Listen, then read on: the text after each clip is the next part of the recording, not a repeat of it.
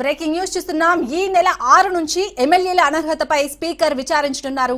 ఈ నెల 6, 7, 12, 13 తేదీలో విచారణ జరుపుతారు.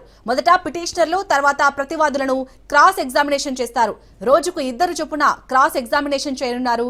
డాక్టర్ సంజయ్, పోచారం శ్రీనివాసరెడ్డి, తెల్లం వెంకటరావు, అరికపూడి గాంధీపై దాఖలైన పిటిషన్లపై స్పీకర్ విచారణ జరపనున్నారు.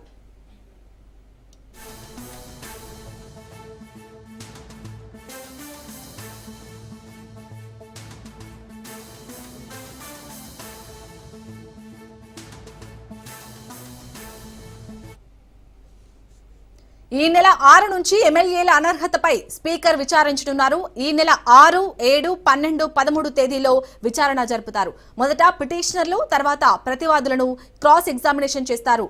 రోజుకు 2 చొప్పున క్రాస్ ఎగ్జామినేషన్ చేయనున్నారు. డాక్టర్ సంజయ్, పోచారం శ్రీనివాసరెడ్డి, తెల్లం వెంకటరావు, అరికపూడి గాంధీపై దాఖలైన పిటిషన్లపై స్పీకర్ విచారణ జరపనున్నారు.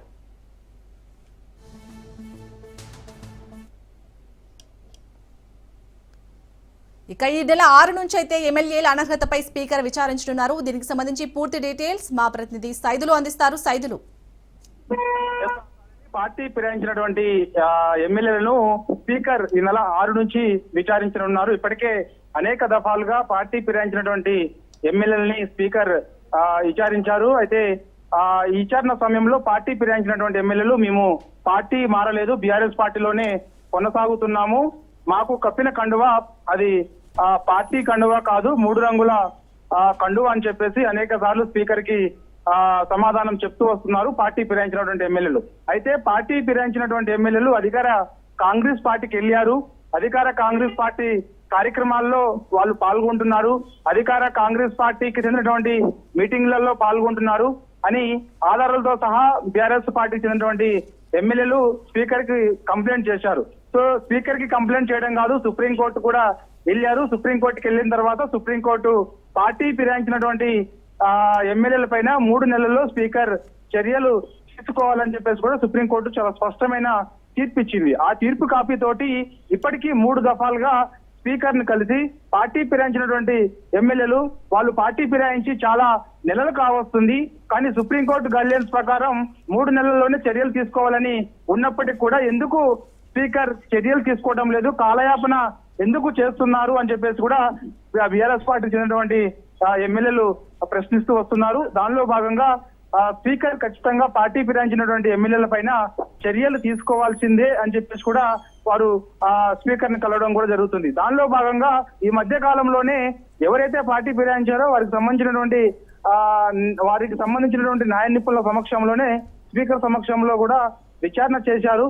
ఆ సమయంలో విచారణ చేస్తున్నప్పుడు మేము పార్టీ మారలేదనే కూడా చెప్తున్నట్టుగా కూడా మనకు సమాచారం, విశ్వసనీయ సమాచారం. సో మరోసారి స్పీకర్ సంతృప్తి చెందకపోవడంతో పార్టీ ఫిరాయించినటువంటి ఎమ్మెల్యేలకు నోటీసులు జారీ చేసిన తర్వాత ఈ నెల 6వ తారీఖు నుంచి పార్టీ ఫిరాయించినటువంటి ఎమ్మెల్యేని స్పీకర్ విచారించనున్నారు. అయితే ఈ విచారణ సమయంలో మరి స్పీకర్ కి పార్టీ ఫిరాయించినటువంటి ఎమ్మెల్యేలు ఏం చెప్పబోతున్నారు, ఏం చెప్తున్నది కూడా మనకు కొంత ఆసక్తి. ఎందుకంటే ఖచ్చితంగా వారిపైన చర్యలు తీసుకుంటే మాత్రం రాష్ట్రంలో ఉప ఎన్నికలు తథ్యమని టీఆర్ఎస్ పార్టీ పదే చెప్తున్నప్పటికీ కూడా ఈ యొక్క పార్టీ ఫిరాయించిన ఎమ్మెల్యేలు మాత్రం మేము పార్టీ మారలేదు అని చెప్పేసి స్పీకర్ కి చెప్తూ వస్తున్నారు. అయితే దీనిలో ఒకవైపు స్పీకర్ కొంత కాలయాపన చేస్తున్నారు, ఇది సరైనది కాదని టీఆర్ఎస్ పార్టీ చెప్తున్నప్పటికీ కూడా ఈ నెల 6 నుంచి మరి పార్టీ ఫిరాయించినటువంటి ఎమ్మెల్యేలను స్పీకర్ విచారణ చేశారు కాబట్టి సో అప్పుడు మరి ఏం సమాధానం చెప్తారు, మరి అప్పటికైనా స్పీకర్ సంతృప్తి చెందుతారా లేదా, లేకపోతే వారిపైన చర్యలు ఏమైనా తీసుకుంటారా అన్నది కూడా మనకి అప్పుడు తెలిసే అవకాశం అయితే ఉంటుంది. ఈ నెల 6 నుంచి వరుసగా పార్టీ ఫిరాయించినటువంటి ఎమ్మెల్యేలు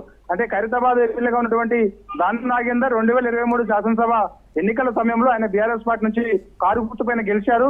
కాంగ్రెస్ పార్టీ అధికారంలోకి వచ్చిన తర్వాత ముఖ్యమంత్రి రేవంత్ రెడ్డి సమక్షంలో ఆయన కాంగ్రెస్ గూటికి వెళ్లారు. ఇక రాజేంద్ర నగర్ ఎమ్మెల్యే ప్రకాష్ గౌడ్ ఆయన కూడా 2023 శాసనసభ ఎన్నికల సమయంలో బీఆర్ఎస్ పార్టీ అభ్యర్థిగా కారు గుర్తు పైన గెలిచారు.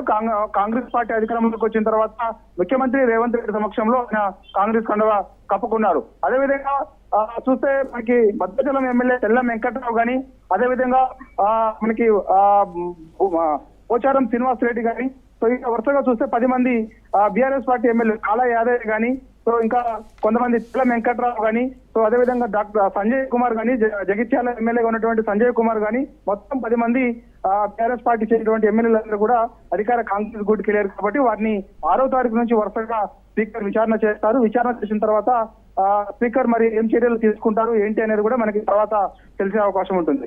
సైదులు, అలాగే రోజుకు 2 చొప్పున క్రాస్ ఎగ్జామినేషన్ చేయనట్టుగా తెలుస్తుంది. మొదటి రోజు ఎవరెవరిని క్రాస్ ఎగ్జామినేషన్ చేయబోతున్నారు, డీటెయిల్స్ ఏంటి? మరి కాసేపట్లో తెలిసే అవకాశం ఉంది. మనకు అందుతున్న సమాచారం ఏంటంటే చేవెళ్ల ఎమ్మెల్యే కాళ యాదయ్య, అదేవిధంగా జగిత్యాల ఎమ్మెల్యే ఉన్నటువంటి సంజయ్ కుమార్ ని క్రాస్ ఎగ్జామినేషన్ చేసే అవకాశం ఉన్నట్లు కూడా మనకైతే తెలుస్తుంది. దాని తర్వాత దానం నాగేందర్ అన్ని కూడా క్రాస్ ఎగ్జామినేషన్ చేసే అవకాశం కనిపిస్తుంది.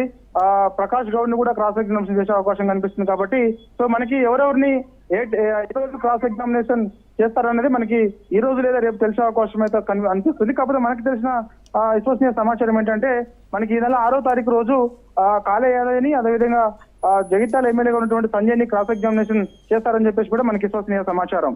Right, thank you Saidulu.